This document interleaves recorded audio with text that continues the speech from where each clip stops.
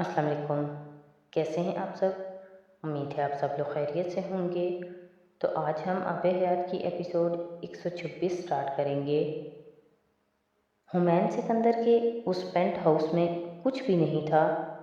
बहुत मुख्तसर, तकरीबन न होने के बराबर फर्नीचर, दीवारों पर चंद कैलीग्राफी की शाहकार और किचन काउंटर पर एक रहल में खुला कुरान पाक, जिसके करीब पानी का एक गिलास और कॉफ़ी का एक मग था।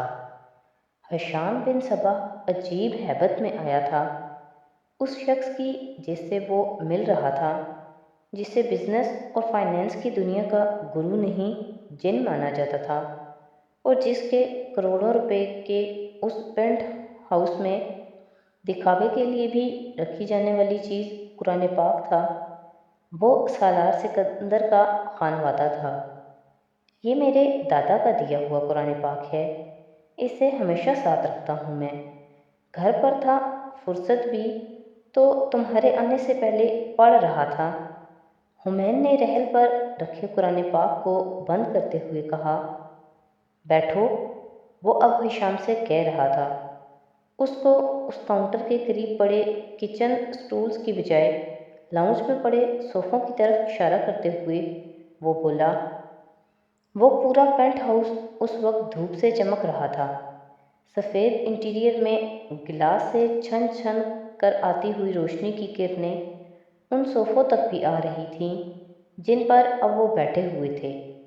हशाम बिन सबा शाही महल के तख्त पर बैठकर आया था, मगर उसके सामने सोफ़े पर टांग रखकर बैठे हुए शख्स के जैसे तमतराक उसने कभी नहीं देखा था। बात का आगाज़ मुश्किल तरीन था, और बात का आगाज़ हुमैन ने किया था। उसे चाय कॉफ़ी ऑफ़र के साथ कॉफ़ी, उसने जवाबन ऑफ़र कबूल करते हुए कहा। हुमैन उठकर अब सामने किचन एरिया में कॉफ़ी मेकर से कॉफ़ी बनाने लगा। रईसा से तुम्हारा बहुत जिक्र सुना है मैंने, और हमेशा अच्छा। वो कॉफ़ी बनाते हुए उससे कह रहा था। मैंने भी। हशाम कहे बगैर नहीं रह सका। हुमैन कॉफ़ी उंडेलते हुए मुस्कुराया और उसने कहा, आई एम नॉट सरप्राइज्ड। वो अब कॉफ़ी के 2 मग और कुकीज़ की एक प्लेट एक ट्रे में रखे वापस आकर बैठ गया था। हशाम ने कुछ कहे बगैर कॉफ़ी का अपना मग उठाया। हुमैन ने एक कुकी, तुम मुझसे मिलना चाहते थे, कुकी को खाना शुरू करने से पहले उसने जैसे हशाम को एक रिमाइंडर दिया। हाँ, हशाम को यकदम कॉफ़ी पीना मुश्किल लगने लगा था। जिस मसले के लिए वो वहाँ आया था, वो मसला फिर गले के फंदे की तरह याद आया था। मैं रईसा से बहुत मोहब्बत करता हूँ, उसने बिलाखिर उस जुमले से आगाज़ किया जिस जुमले से वो आगाज़ करना नहीं चाहता था। गुड, हुमैन ने बेहद इत्मीनान से, जैसे कुकी को निकलने से पहले यूं कहा जैसे वो उसका चेस का स्कोर था। मैं उससे शादी करना चाहता हूँ, हशाम ने अगला जुमला अदा किया। उसे अपना आप अजीब चौगत महसूस हो रहा था उस वक्त। मैं जानता हूँ, हुमैन ने कॉफ़ी का पहला सिप लेते हुए कहा, मगर सवाल ये है कि ये करोगे कैसे? उसने जैसे हशाम की मदद करते हुए कहा। वो उसे सीधा उस मौजू पर बात करने के लिए ले आया था जिस पर बात करने के लिए वो आया था। हशाम अगले कई लम्हे उसकी आंखों में आंखें डाले देखता रहा, यहाँ तक कि हुमैन को उस पर तरस आने लगा था। अगर तुम मेरी जगह होते तो क्या करते? हशाम ने यकदम उससे पूछा। हुमैन के चेहरे पर एक हल्की सी मुस्कुराहट आई। जो मैं करता वो तुम करने की जुर्रत भी नहीं कर सकते, हुमैन ने जवाबन कहा। हशाम को अजीब सी हिद्दत महसूस हुई। वो उसे चैलेंज कर रहा था। तुम बताए बगैर मुझे जज नहीं कर सकते, उसने हुमैन से कहा। ठीक है, बता देता हूँ, हुमैन ने कॉफ़ी का कप रखते हुए कहा। रईसा को छोड़ देने के अलावा कोई भी हल बता दो मुझे मेरे मसले का। पता नहीं उसे क्या वहम हुआ था कि हुमैन के बोलने से पहले वो एक बार फिर बोल उठा था। हुमैन इस बार मुस्कुराया नहीं, صرف اس کی آنکھوں میں آنکھیں ڈال کر دیکھتا رہا۔ میں اگر تمہاری جگہ ہوتا تو… امامہ جبرائیل کا چہرہ دیکھ کر رہ گئی تھی۔ اسے کچھ دیر کے لیے جیسے اس کی باتیں سمجھنا ہی مشکل ہو گیا تھا۔ اس نے جو عنایا اور عبداللہ کے حوالے سے کہا، جو احسن اور عبداللہ کے حوالے سے، اور جو اپنے اور عائشہ کے حوالے سے، وہ سب عجیب انداز میں اس کے دماغ میں گڈ مڈ ہو گیا تھا۔ مجھے کچھ سمجھ ہی نہیں آ رہا جبرائیل، وہ بالآخر اس سے کہے بغیر نہیں رہ سکی۔ Mummy I am sorry. Jibrail کو بے اختیار اس کے چہرے کے تاثرات سے اندازہ ہوا کہ اس نے ماں کو پریشان اور حواس باختہ کر دیا تھا۔ زندگی میں پہلی بار وہ ماں کو کسی لڑکی کے حوالے سے اپنے کسی افیئر کی بات کر رہا تھا، وہ بھی ایک ایسا معاملہ جس میں اس پر الزامات لگائے جا رہے تھے۔ عائشہ عابدین کون تھی؟ امامہ نے زندگی میں کبھی اس کا نام نہیں سنا تھا، اور جبرائیل پر کیوں اس کے ساتھ انوالوڈ ہونے کا الزام ایک ایسا شخص لگا رہا تھا جو اس کے ہونے والے داماد کے لیے ایک انسپائریشن کی حیثیت رکھتا تھا؟ اور جبرائیل کیوں عنایا کی شادی عبداللہ کے ساتھ کرنے کے اچانک خلاف ہو گیا تھا، جبکہ ماضی میں ہمیشہ وہی تھا جو امامہ کو عبداللہ کے حق میں قائل کرنے کی کوشش کرتا رہا تھا؟ میں یہ سب آپ سے شیئر نہیں کرنا چاہتا تھا، لیکن اب اس کے علاوہ اور کوئی حل سمجھ میں نہیں آ رہا مجھے۔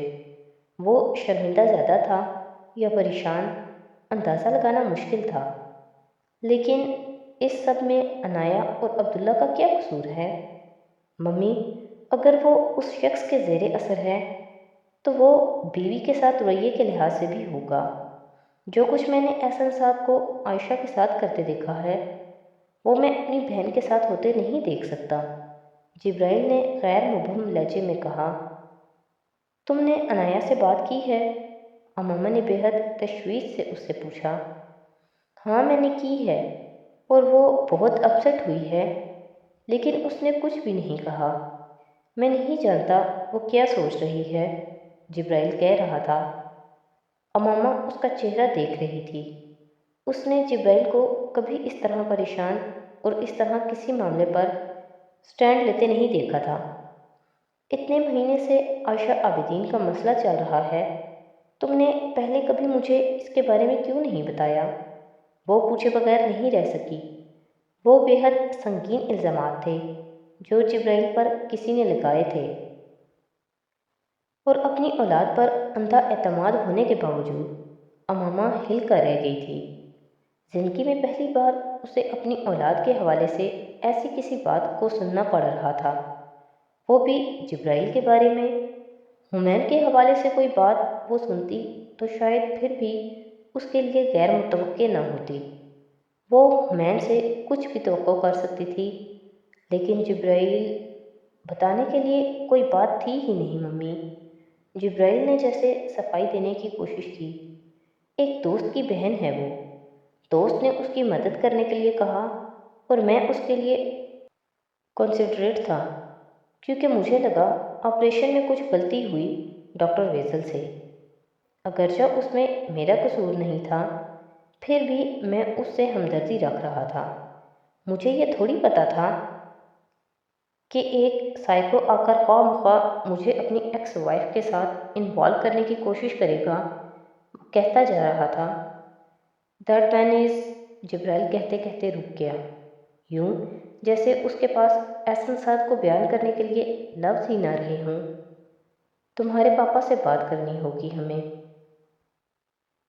اتنا بڑا فیصلہ ہم خود نہیں کر سکتے، امامہ نے اس کی بات ختم ہونے کے بعد کہا۔ فیصلہ بڑا ہوا یا چھوٹا، ممی میں عنایا کی عبداللہ سے شادی نہیں ہونے دوں گا۔ جبرائیل نے شاید زندگی میں پہلی بار امامہ سے کسی بات پر ضد کی تھی۔ کسی دوسرے کے جرم کی سزا ہم عبداللہ کو تو نہیں دے سکتے جبرائیل، امامہ نے مدھم آواز میں اسے سمجھانے کی کوشش کی۔ عبداللہ میری ذمہ داری نہیں ہے، عنایا ہے۔ میں رسک نہیں لے سکتا، اور نہ ہی آپ کو لینا چاہیے۔ وہ ماں کو جیسے خبردار کر رہا تھا، اور امامہ اب واقعی پریشان ہونے لگی تھی۔ تمہارے بابا جو بھی فیصلہ کریں گے وہ بہتر فیصلہ ہوگا۔ اور تم ٹھیک کہتے ہو، ہم عنایا کے لیے کوئی رسک نہیں لے سکتے، لیکن ہم عبداللہ کی بات سنے بغیر اس طرح اس سے قطع تعلق بھی نہیں کر سکتے، امامہ نے کہا۔ عبداللہ سے ایک بار بات کرنی چاہیے۔ جبرائیل کچھ ناخوش ہو کر اٹھ کر جانے کے لیے کھڑا ہو گیا تھا۔ وہ دروازے کے قریب پہنچا جب امامہ نے اسے پکارا۔ وہ پلٹا۔ ایک بات پوری ایمانداری سے بتانا مجھے۔ وہ ماں کے سوال اور انداز دونوں پر حیران ہوا تھا۔ جی، تم عائشہ عابدین کو پسند کرتے ہو؟ جبرائیل ہل نہیں سکا۔ وہ عنایا کے کہنے پر عائشہ عابدین سے ملنے آیا تھا، یقین اور بے یقینی کی ایک عجیب کیفیت میں جھولتے ہوئے۔ وہ اسلام سے ایک بچے کے طور پر متعارف ہوا تھا، ایک بچے کے طور پر متاثر۔ وہ ایک ایسے خاندان کے ذریعے اس مذہب کے سحر میں آیا تھا جیسے لوگ اس نے دیکھے ہی نہیں تھے۔ ان کی نرمی، فیاضی اور ہمدردی نے ایرک کا وجود نہیں، دل اپنی مٹھی میں کیا تھا، اور اتنے سالوں میں وہ اسلام کی اسی روشن خیالی، اسی فیاضی اور نرمی کو ہی آئیڈیلائز کرتا رہا تھا، اور اب وہ اپنے مینٹور کے بارے میں ایسی باتیں سن رہا تھا جو اس کے لیے ناقابل یقین تھیں۔ وہ اس نے عنایا کی زبان سے نہ سنی ہوتی تو وہ انہیں جھوٹ کے پرندے کے علاوہ اور کچھ بھی نہ سمجھتا۔ ڈاکٹر احسن سعد وہ نہیں ہو سکتے تھے، اور وہ نہیں کر سکتے تھے جس کا الزام عنایا ان پر لگا رہی تھی۔ عنایا نے امریکہ پہنچنے کے فوراً بعد اسے کال کر کے بلوایا تھا اور احسن سعد کے معاملے کو اس سے ڈسکس کیا تھا، جبرائیل پر ڈاکٹر احسن کے الزامات کو بھی اور عائشہ عابدین کے ساتھ ہونے والے معاملات کو بھی۔ وہ یقین کرنے پر تیار نہیں تھا کہ احسن سعد اتنا بے حس اور جھوٹا ہو سکتا تھا، مگر جس پر وہ الزامات لگ رہے تھے اس کے بارے میں بھی عبداللہ قسم کھا سکتا تھا کہ وہ یہ نہیں کر سکتا۔ دونوں کے درمیان بحث ہوئی، پھر تکرار، اور پھر ان کی زندگی کا پہلا جھگڑا، دو بے حد ٹھنڈے اور دھیمے مزاج کے لوگوں میں۔ میں یقین نہیں کر سکتا، میں یقین نہیں کر سکتا۔ ڈاکٹر احسن سعد عملی مسلمان ہیں، نماز کی امامت کرواتے ہیں، وہ اپنی بیوی کے ساتھ یہ سلوک کریں گے، یہ سب، اور بغیر وجہ کے؟ میں مان ہی نہیں سکتا، میں مان ہی نہیں سکتا۔ وہ اس کے علاوہ کچھ کہتا بھی تو کیا کہتا؟ تو جاؤ تم پھر عائشہ سے مل لو اور خود پوچھ لو کہ کیا ہوا تھا اس کے ساتھ۔ لیکن میرا بھائی جھوٹ نہیں بول سکتا، عنایا نے بھی جواباً بے حد خفگی سے کہا تھا۔ ملاقات کا اختتام بے حد تلخ نوٹ پر ہوا تھا، اور اس وقت پہلی بار عنایا کو احساس ہوا کہ جبرائیل کے خدشات بیجا نہیں تھے۔ عبداللہ اگر اس حد تک احسن سعد سے متاثر تھا تو ان دونوں کے تعلق میں یہ تاثر بہت جلد رنگ دکھانے لگا تھا۔ وہ عبداللہ سے مل کر بہت ڈسٹرب ہو کر آئی تھی۔ وہ مصیبت جو کسی اور کے گھر میں تھی ان کی زندگی میں ایسے آئی تھی کہ انہیں اندازہ بھی نہیں ہوا تھا۔ عبداللہ نے اس سے ملنے کے بعد اسے کال نہیں کی تھی، اس نے جبرائیل کو کال کی تھی، ایک بے حد شکایتی کال، یہ پوچھنے کے لیے کہ وہ احسن سعد کے حوالے سے یہ سب کچھ کیوں کہہ رہا تھا۔ کیا وہ نہیں جانتا تھا احسن کتنا اچھا انسان اور مسلمان تھا؟